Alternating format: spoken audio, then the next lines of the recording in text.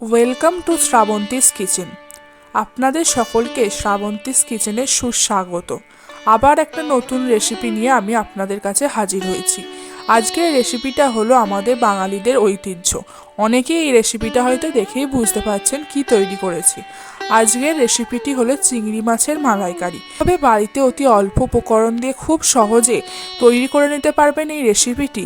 চলুন দেখে নেওয়া যাক। বাজার থেকে 250 গ্রাম চিংড়ি মাছ কিনে এনেছি। এবার এই চিংড়ি মাছগুলোকে আমি ভালো করে পরিষ্কার করে নেব। চিংড়ি মাছটাকে ভালো করে ধুয়ে নিয়ে আমি এরপর এতে 1 টেবিল স্পুন নুন দিয়ে দিলাম, তারপর দিয়ে দিলাম 1/2 টেবিল স্পুন হলুদ। এবার আমি এগুলোকে চিংড়ি মাছের গায়ে ভালো করে মাখিয়ে 5 মিনিটের জন্য রেখে দেব। আপনারা হয়তো দেখে থাকবেন চিংড়ি মাছ ভাজার পর গুটিয়ে যায়, সেই কারণে আমি এর ভেতরে টুথপিক ভরে দিয়েছি যাতে এটা না গুটিয়ে যায়। এবার আমি একটা গোটা নারকেল নিয়ে নিয়েছি। নারকেলটাকে আমি ভালো করে কুড়ে নিয়েছি। এ থেকে আমি মালাইটা বার করে নেব। মিক্সিতে প্রথমে আমি দিয়ে দিলাম নারকেল কুড়োটাকে, দিয়ে আমি ভালো করে একটা পেস্ট তৈরি করে নেব। দেখুন একটা থকথকে পেস্ট আমি তৈরি করে নিয়েছি। এবারে আমি একটা সুতির কাপড় নিয়ে নিলাম। কাপড়ের মধ্যে পেস্টটাকে দিয়ে ভালো করে টিপে আমি এর থেকে যে দুধটা সেটা বার করে নেব। চিংড়ি মাছের মালাইকারির কিন্তু এই আসল উপকরণ হলো নারকেলের দুধ। ভালো করে তাই নারকেলের দুধটা আপনারা এ থেকে বার করে নেবেন।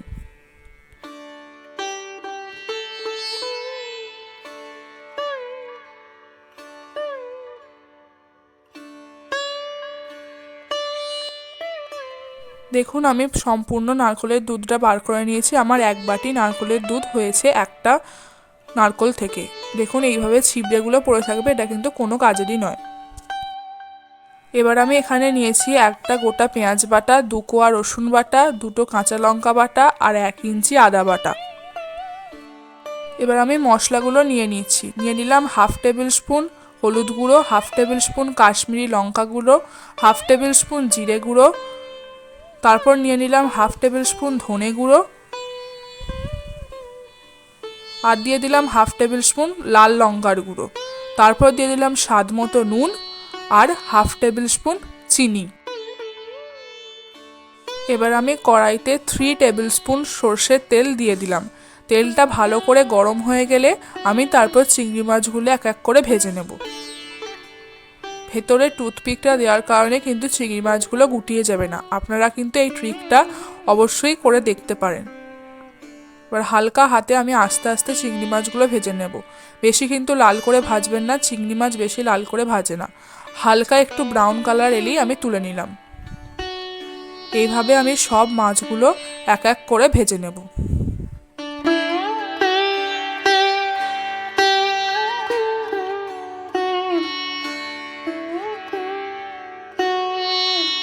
মাছগুলো সব ভাজা হয়ে গেছে। এবার ওই তেলেতেই আমি গোটা গরম মশলার ফোড়ন দিয়ে দিলাম।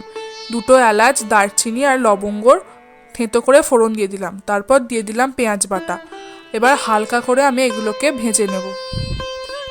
এবার আমি রসুন বাটাটা দিয়ে দিলাম এর মধ্যে, দিয়ে আমি ভালো করে এবার আবারও একটু কষিয়ে নেব।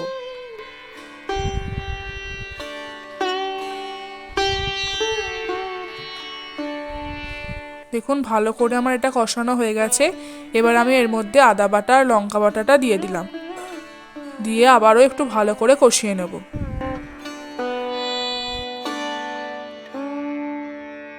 2-3 মিনিট মশলাটা কষানোর পর আমি তারপর গুঁড়ো মশলাগুলো দিয়ে দিলাম।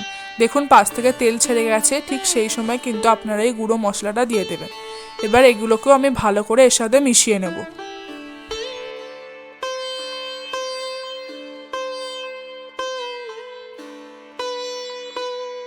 দু মিনিট মশলাটাকে ভালো করে কষানোর পর এবার আমি এর মধ্যে 1 কাপ জল দিয়ে দিলাম, যাতে মশলাটা পুড়ে না যায়।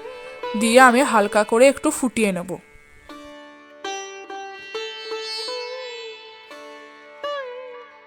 মশলাটা একটু ফুটে এলে আমি এর মধ্যে এবার চিংড়ি মাছগুলো দিয়ে দিলাম, দিয়ে আমি একটু ভালো করে নাড়াচাড়া করে নেব। চিংড়ি মাছগুলো দেওয়ার কিছুক্ষণ পর আমি এবার ঢাকা দিয়ে দিলাম। 2 মিনিট ঢাকা দিয়ে রাখার পর দেখুন আমি ঢাকা খুলে নিয়েছি। এবার আমি নারকেলের দুধটা এর মধ্যে দিয়ে দিলাম। দিয়ে এবার ভালো করে আমি মিশিয়ে নেব। দেখুন কালারটা কত সুন্দর এসেছে। এবার আমি ভালো করে এটা 2 থেকে 3 মিনিট ফুটিয়ে নেব।